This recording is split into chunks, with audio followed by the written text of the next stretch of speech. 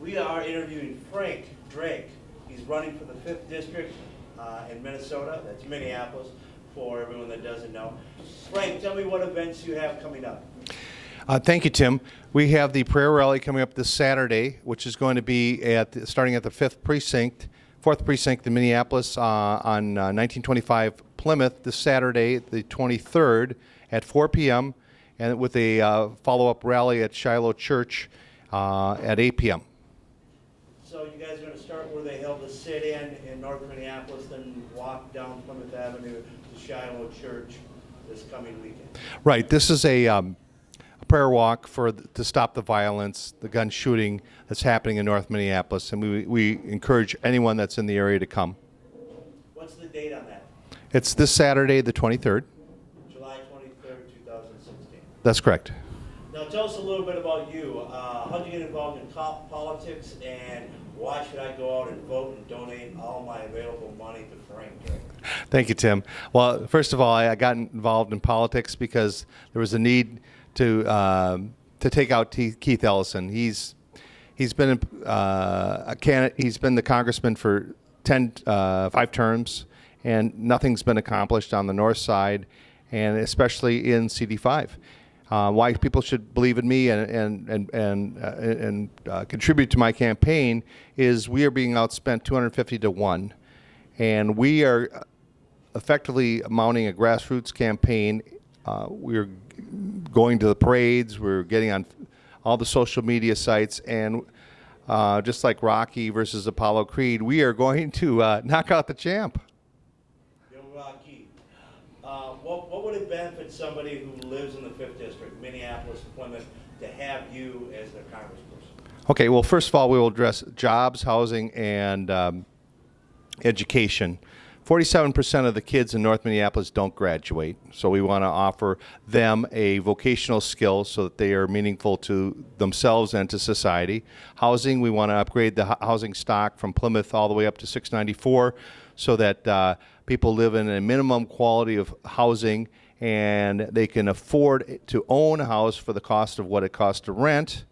And then for jobs, there's been no prosperity since about 1993 for most of North Minneapolis, and that's almost 23 years now. Would you encourage a change in welfare that allow people to have a working man in the house as a form of a family value without losing their welfare benefits? Absolutely, Tim. We need to allow people on any sort of assistance to earn additional money above the ceiling, and if they need to take on a roommate or any sort of additional income, that's good for them and it's good for our society. Would you encourage tax credits to bring more companies and more jobs to Minneapolis? Absolutely. I envision something similar to Puerto Rico. Puerto Rico has a flat tax of 4% if you hire 3 people. And I would say if you're a corporation, it'd be a flat tax of 10%, no federal tax. Make North Minneapolis and much of CD5 an enterprise zone so that people would come here and we would remain the engine of growth for both Minnesota and the upper Midwest. A little bit about your background. Have you ever coached a baseball team? Have you helped out Little League? What have you done for the community in your past? I've coached Little League 6 of the last 15 years. I've been involved with water polo at the University of Minnesota after I graduated from college, and just been involved in politics since 2008.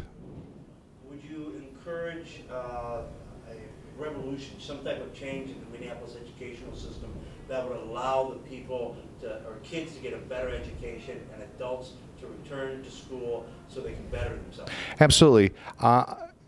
Anyone at any age should get a fast-track learning of any skill. Let's say they want to learn motor repair or heating, air conditioning, any sort of vocational skill. They should learn that at much like the Jobs Corps. And if they want to get let's say they want to be a clerical skill, they should also learn that at Dunwoody or something like that, and be given a voucher for the first, say, $3,000 of their tuition. Would you ask the Republican Congress to give the 5th District a special voucher that will allow welfare benefits to go towards paying for a mortgage if you were to buy your own home or try to save your home if you were low income or unemployed? Yeah, if someone's on welfare and they own their own home or they want to buy their own home, they should be able to use any money available to them to buy their own home. Because owning a home is an investment in America.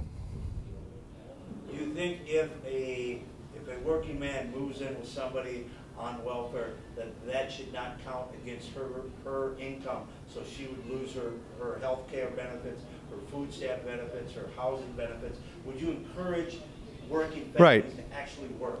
Absolutely. Tim, if someone is on any sort of assistance and they get additional money coming in above, say, the $22,000 cap, they should not be penalized $1.40 for every dollar that comes in. They should be able to merely state it as income and pay, say, a 10% state tax. Is there anything else you'd like to say to your fans and your future voters? Well, first of all, I'm going to get the government out of your way.